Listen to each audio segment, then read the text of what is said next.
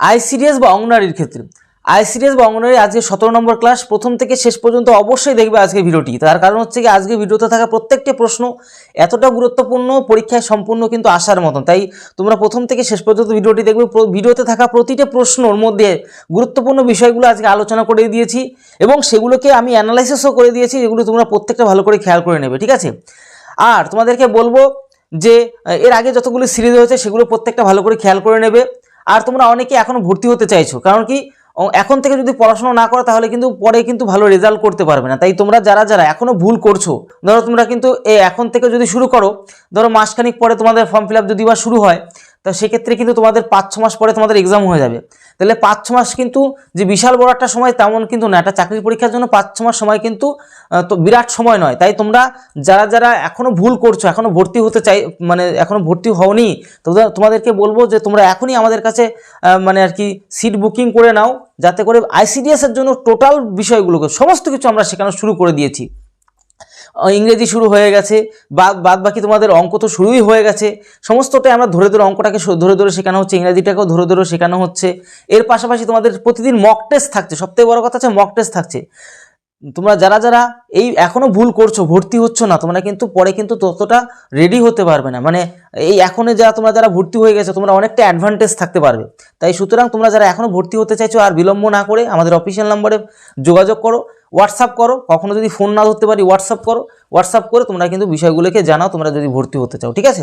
তো টোটাল বিষয়টা আলোচনা করবো আজকের ভিডিওতে। তাহলে চলো এক এক করে সমস্ত বিষয়টা দেখে নাও। আর অবশ্যই বিলম্ব না করে তোমরা কিন্তু এক্ষুনি কিন্তু আমাদের কাছে ক্লাস নিয়ে ভালো করে পড়াশোনা শুরু করে দাও। আইসিডিএস বা অঙ্গনওয়াড়ির স্পেশাল ক্লাস আজকে 17 নম্বর তোমাদের চলে এসেছে। প্রত্যেকটি প্রশ্ন গুরুত্বপূর্ণ প্রশ্ন উত্তর এবং অথেন্টিক, প্রত্যেকটা তথ্য অথেন্টিক তোমাদের দেওয়া হলে। স্মার্ট স্টাডি নোট তোমাদেরকে দেওয়া হচ্ছে, সম্পূর্ণ ভিজুয়াল। তো আজকের ভিডিওটি তোমরা প্রথম থেকে শেষ পর্যন্ত যদি দেখো, তাহলে আজকে তোমাদেরকে এত ভালো ভালো প্রশ্নগুলো তোমাদেরকে আজকে দিয়ে দেবো যে সেগুলো কিন্তু পরীক্ষা আসার মতন হবে, ঠিক আছে। সুতরাং প্রথম থেকে একদম শেষ পর্যন্ত টিকে থাকো, প্রতিটি গুরুত্বপূর্ণ প্রশ্ন আজকে ভালো করে শিখে নেবেই এবং তোমরা কিন্তু অবশ্যই নোট করবে। এবং ভিডিওর মাঝখানে তোমাদের গুরুত্বপূর্ণ কিছু কথা বলবো, সেগুলো কিন্তু মন দিয়ে শোনো, সেগুলো কিন্তু পরীক্ষাতে আসার মতো। এক এক করে সমস্ত বিষয়টা তাহলে আমরা অ্যানালাইসিস করি। দেখো, সবার প্রথমে যে বিষয়টা রয়েছে সেটা তোমাদের সাথে সবার প্রথমে আলোচনা করে দিই, ঠিক আছে। দেখো, সবার প্রথমে কি রয়েছে, সবার প্রথমে যে বিষয়টা রয়েছে, এই যে মানবদেহে পিত্তরস, মানবদেহে যে পিত্তরস কোথা থেকে উৎস বা খরিত হয়? যকৃৎ বা লিভার, এটাকে আমরা যকৃৎ বা লিভার বলি, ঠিক আছে, থেকে এটি পিত্তাশয় বা গল ব্লাডারে জমা হয়। এই যে গল ব্লাডার বা এই পিত্তাশয়, মানে এই যে পিত্তাশয়ের যে রসগুলো সেগুলো কিন্তু এই যকৃৎ থেকে নিঃসৃত হয়ে তোমার এই যে আমাদের যে পিত্তাশয় জমা হয়, যেটা কিনা আমরা অনেক সময় বলি না গল ব্লাডার, অনেকে বলে না গল ব্লাডারে পাথর হয়েছে, মানে পিত্তাশয়ে পাথর হয়েছে, তখন এটাকে কেটে বাদ দিয়ে দেওয়া হয়। এই গল ব্লাডার দেখতে পাচ্ছি যে সবুজ মতন, এই সবুজ মতন আর কি গল ব্লাডার, মানে এই পিত্তাশয় কেটে বাদ দিয়ে দেওয়া, পুরোটাই বের করে দেওয়া হয়। মানে ডাইরেক্ট তখন এই যে যকৃৎ থেকে, মানে যে পিত্তরস যেটা আমরা বলি মানে পিত্তরসে যেটা থাকে আর কি, যকৃতে ডাইরেক্ট তখন এই আমাদের ইয়েতে পাকস্থলীতে চলে যায়, ঠিক আছে, খাদ্যের সাথে মিশে পরিপাক করে, তখন আর পিত্তশাটা লাগে না আর কি, বুঝতে পারলে তো। এবার ব্যাপারটা হচ্ছে ঠিক এই যে গল ব্লাডার পাথর হলে এই গল ব্লাডারটা কেটে বাদ দিয়ে দেওয়া হয় একদম পুরোই। তাই শরীরকে সুস্থ রাখতে হলে অবশ্যই প্রতিদিন ব্যায়াম করা বাধ্যতামূলক, একটু পরিশ্রম করা শরীর যত মেহনতি হবে তত কিন্তু শরীর সুস্থ থাকবে। মানে আমরা যেটাকে বেশি চর্চা করব সেটাই তো আমাদের সুস্থ থাকবে না। আমরা বেশি পড়াশোনা করলে আমরা পড়াশোনাকে বেশি শিখতে পারবো, সেখানে আমরা ডেভেলপ হব। যদি আমরা শরীরটাকে চর্চা করি, মানে শরীর চর্চা যেটা আমরা বলি, শরীরকে কাজে লাগালে শরীরের সব অঙ্গ প্রত্যঙ্গ সব সুস্থ থাকবে, না হলে তো বিপদ, তাই না। শরীরটাকে কখনো বসিয়ে ফেলা যাবে না, কাজের মধ্যে থাকতে হবে, তাদেরও শরীর সুস্থ থাকবে। চলো আমরা নেক্সট আমরা চলে আসবো গুরুত্বপূর্ণ বিষয় নিয়ে আমরা আলোচনা করবো, ঠিক আছে। যকৃৎ হলো মানবদের সব থেকে বড় গ্রন্থি, যে লার্জেস্ট গ্ল্যান্ড, পিত্তরস। দেখো পিত্তরসটা কিন্তু আমাদের কি করতে পারবে, এই যে আমাদের পিত্তরসটা কিন্তু ফ্যাট জাতীয় খাবার হজম করতে সাহায্য করে, যে ফ্যাট জাতীয় জিনিসগুলো আমরা যেগুলো খাই সেগুলোকে হজম করতে সাহায্য করে দেয়, ঠিক আছে। চলো আমাদের তো আমরা আরও নেক্সট এবং খুব গুরুত্বপূর্ণ প্রশ্ন উত্তর আলোচনা করবো। এটা দেখো, কার্বোহাইড্রেট বা শর্করা জাতীয় খাদ্যের প্রধান কাজ কি, সেটা হচ্ছে গিয়ে শরীরে দ্রুত শক্তি বা এনার্জি সরবরাহ করা এবং কর্মক্ষমতা বাড়ানো। খুব গুরুত্বপূর্ণ, এতটা গুরুত্বপূর্ণ যে তোমরা কল্পনা করতে পারছো না, এতটা গুরুত্বপূর্ণ প্রশ্ন এটা। 1 গ্রাম কার্বোহাইড্রেট দহনে 4.1 মানে 4.1 যে কিলো ক্যালোরি তাপশক্তি উৎপন্ন হয়। এতে কার্বন, হাইড্রোজেন, অক্সিজেনের যে অনুপাতটা, কার্বন 1, হাইড্রোজেন 2 আর হচ্ছে গিয়ে অক্সিজেন 1, এই অনুপাতে কিন্তু থাকে।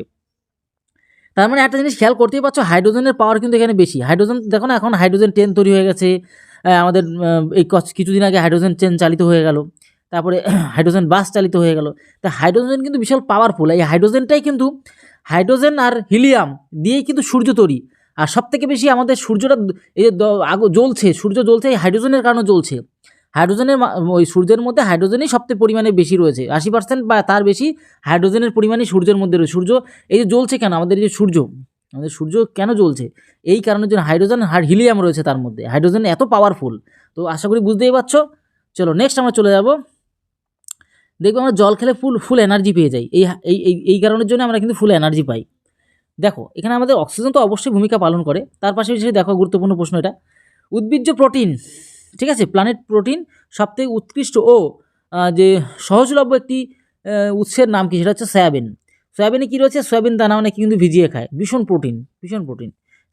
সয়াবিনের দানা বেশি বেশি খাওয়া যায় না, কিন্তু ওগুলো একদম কম খেতে হয়, যেরকম 5টা 6টা দানা সয়াবিনের দানা বলে না, এর পাশাপাশি ওই ছোলা ভিজিয়ে, তারপরে আরও বিভিন্ন ধরনের জিনিস ভিজিয়ে আমরা কিন্তু অনেক সময় খাই, ঠিক আছে।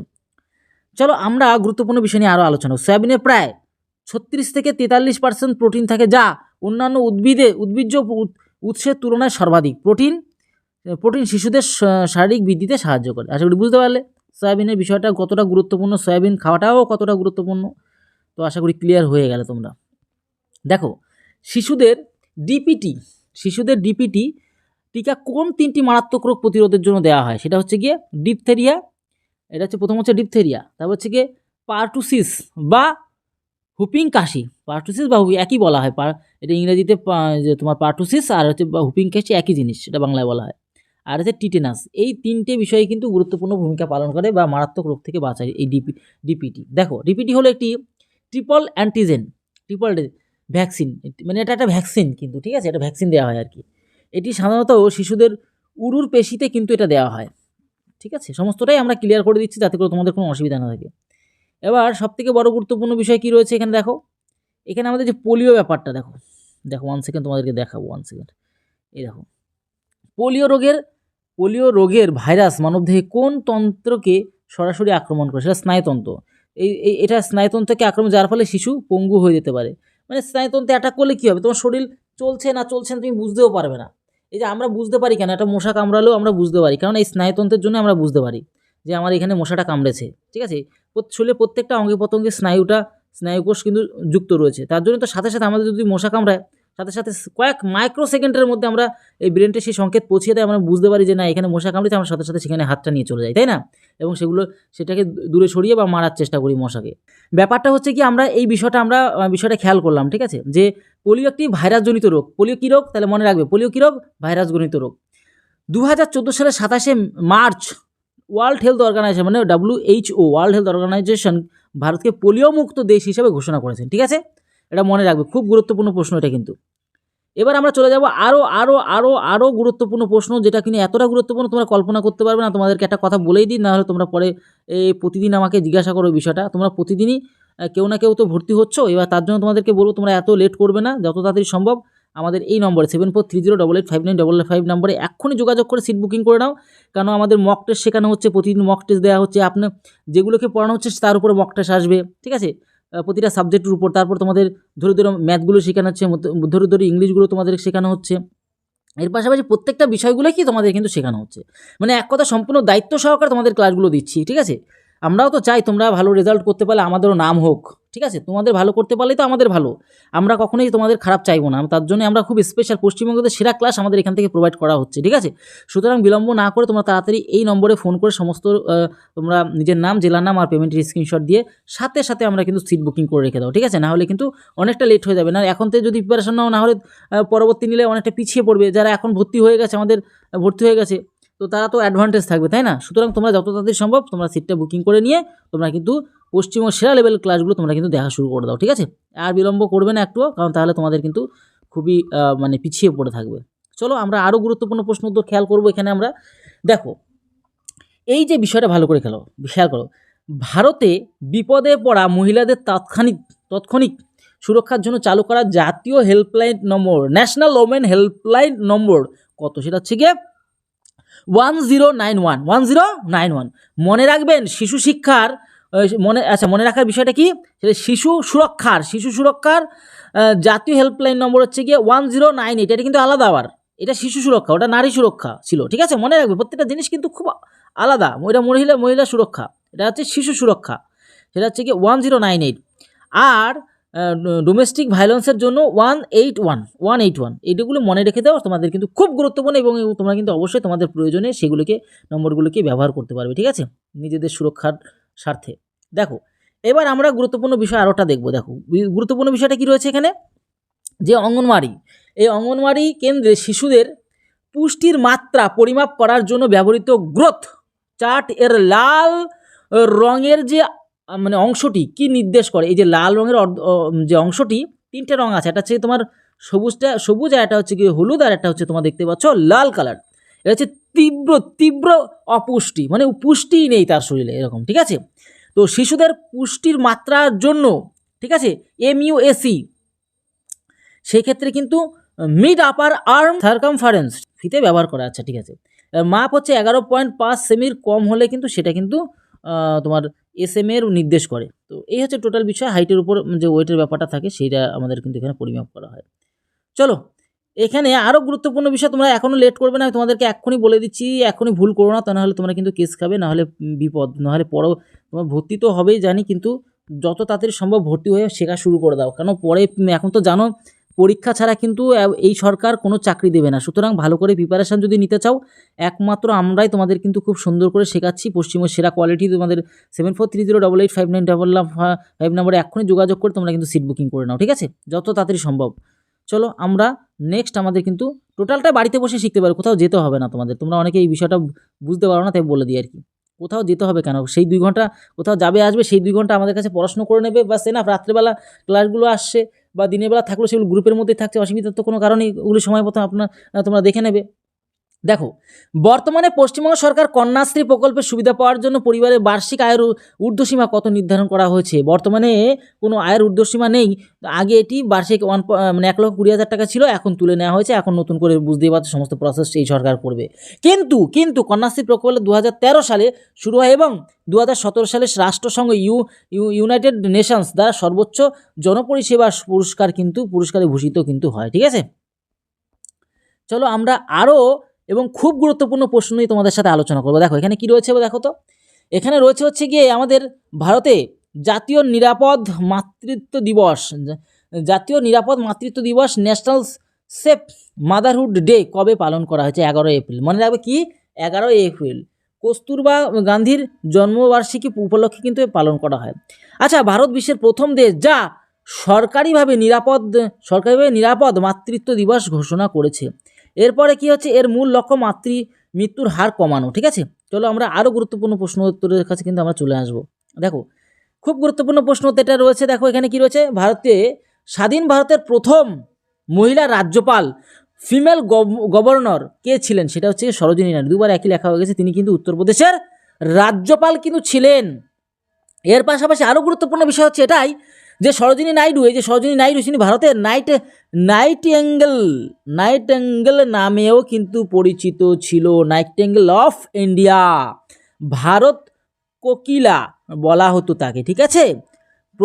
ভারতের প্রথম মহিলা মুখ্যমন্ত্রী ছিল সুচেতা কিপলি, গুলিয়ে ফেলবে না, ভারতের প্রথম মহিলা মুখ্যমন্ত্রী ছিলেন সুচেতা কিপলি, কিন্তু ইনি প্রথম রাজ্যপাল ছিলেন সরোজিনী নাইডু। মনে রাখতে পারবে আশা করি, অবশ্যই তোমরা মনে রাখতে পারবে, ঠিক আছে? আমাদের অফিসিয়াল নাম্বার রয়েছে, যত তাড়াতাড়ি সম্ভব সিট বুকিং করে নাও ভালো ভালো ক্লাস পাওয়ার জন্য। সমস্তটাই আমরা দায়িত্ব, অঙ্কটাকে ধরে শেখানো হচ্ছে, রিজনিংটাকেও শেখানো হচ্ছে ধরে প্লাস জিকে সমস্ত কিছু তোমাদের কিন্তু ভিজুয়াল আসছে, ঠিক আছে? ভারতের লৌহ মানবী আয়রন লেডি অফ ইন্ডিয়া নামে কে পরিচিত? ভারতের প্রাক্তন প্রধানমন্ত্রী ইন্দিরা গান্ধী, তিনি ছিলেন ভারতের প্রথম ও একমাত্র মহিলা প্রধানমন্ত্রী। 1971 সালে তিনি ভারতের সর্বোচ্চ অসামরিক সম্মান কিন্তু ভারতরত্ন পান, ঠিক আছে? চলো আমরা কিন্তু আরও গুরুত্বপূর্ণ প্রশ্ন উত্তরের কাছে আমরা কিন্তু চলে এসেছি। দেখো পশ্চিমে কোন জেলায় বক্সা ব্যাঘ্র প্রকল্প, বক্সা টাইগার রিজার্ভ অবস্থিত? সেটা হচ্ছে আলিপুরদুয়ার। দেখতে পাচ্ছ আলিপুরদুয়ারে, তোমাদের আলিপুরদুয়ারে কার কার বাড়ি আছে প্লিজ তোমরা কিন্তু কমেন্ট বক্সে কমেন্ট করবে, ঠিক আছে? তোমরা অনেকে আছো, তোমরা কিন্তু অবশ্যই কমেন্ট বক্সে কমেন্ট করবে, ঠিক আছে? তোমাদের কার কার আলিপুরদুয়ারে বাড়ি রয়েছে, আর তোমরা কে কে গেছিলে মানে যে বক্সা ব্যাঘ্র প্রকল্পে, ঠিক আছে? একটু প্লিজ কমেন্ট বক্সে কমেন্ট করবে, আমরা একটু দেখতে চাই বিষয়টা। তো বক্সা ন্যাশনাল পার্ক 1983 সালে ভারতের 15তম ব্যাঘ্র প্রকল্প টাইগার রিজার্ভ হিসাবে কিন্তু আত্মপ্রকাশ করে। ঠিক আছে, এখানে প্রচুর অর্কিড দেখা যায়। দেখো পরবর্তী আরও এবং খুব গুরুত্বপূর্ণ প্রশ্নের উত্তরের কাছে আমরা কিন্তু চলে আসলাম। দেখো সেটা হচ্ছে কি, ভারতের সংবিধানের কত নম্বর ধারা বা আর্টিকেলে অস্পৃশ্যতা দূরীকরণ বিষয়টা কিন্তু রয়েছে। ঠিক আছে, আচ্ছা আনটাচেবিলিটি, ঠিক আছে, তো এর কথা বলা সেটা হচ্ছে 17 নম্বর ধারায়। এটি ভারতের সংবিধানে বর্ণিত মৌলিক অধিকার, ফান্ডামেন্টাল রাইট। এর ধারাটা কোথায় রয়েছে, তোমার হচ্ছে 14 থেকে 18 সাম্যের অধিকার। এটি অত্যন্ত গুরুত্বপূর্ণ অংশ। ঠিক আছে, চলো আমরা কিন্তু আরও গুরুত্বপূর্ণ প্রশ্ন উত্তরের কাছে আমরা চলে এসেছি। আচ্ছা, পৃথিবীর কোন দেশকে সূর্যোদয়ের দেশ বলা হয়, land of the rising sun বলা, সেটা হচ্ছে কিন্তু আমাদের জাপানকে বলা হয়, জাপান। তো জাপানিরা নিজেদের দেশকে নিপ্পন বা নিহন বলে ডাকে। এর অর্থ হচ্ছে সূর্যের উৎস। এটি প্রশান্ত মহাসাগরের বুকে অবস্থিত। ঠিক আছে, প্রশান্ত মহাসাগর। চলো এবার আমরা চলে আসলাম আমাদের, তোমরা যারা যারা ভালো করে ক্লাসগুলোকে শিখতে চাও তোমরা 74308859 এই নম্বরে এক্ষুনি যোগাযোগ করো। লেট করলে তোমাদের লস। খুব ভালো করে শেখাচ্ছি। ঠিক আছে, সুতরাং তোমরা যত তাড়াতাড়ি জিনিসগুলোকে ভালো করে শিখতে চাও এই আমাদের অফিসিয়াল নাম্বার আছে, অফিসিয়াল নাম্বারে এক্ষুনি যোগাযোগ করো। লেট একদমই করবে না। 7430885944 এই নম্বরে যোগাযোগ করে তোমরা কিন্তু সিটটা বুকিং করো না। এবং প্রতিদিন মক টেস্ট হয়, প্রতিদিন। একটা আমরা পশ্চিমবঙ্গে প্রথমে এই ব্যবস্থা করেছি, প্রতিদিন মক টেস্ট পাবে। প্রতিদিন তুমি কিন্তু কিছু না কিছু ক্লাস পেতেই থাকবে। প্রতিদিন তুমি কিন্তু অবশ্যই আমাদের যে বিষয়গুলো আমরা গাইড করছি বিষয়গুলোকে, ঠিক আছে, ধরে ধরে সমস্ত বিষয়গুলো তোমাদের শেখানো হচ্ছে। মানে এক কথায় কিছুই বাকি রাখছি না আমরা। ঠিক আছে, সম্পূর্ণ অথেন্টিকেশনের সাথে এক্সাম ওরিয়েন্টেড প্রশ্ন উত্তর তোমাদেরকে শেখানো হচ্ছে। আর অবশ্যই তোমাদের যদি কোনো কোয়ারিজ থাকে, কোনো প্রশ্ন থাকে, অবশ্যই কমেন্টে কমেন্ট করবে। এবং তাহলে ভিডিওটি তত সময় পরিবারের সাথে ভালো থেকো, সুস্থ থেকো। জয় হিন্দ, জয় ভারত।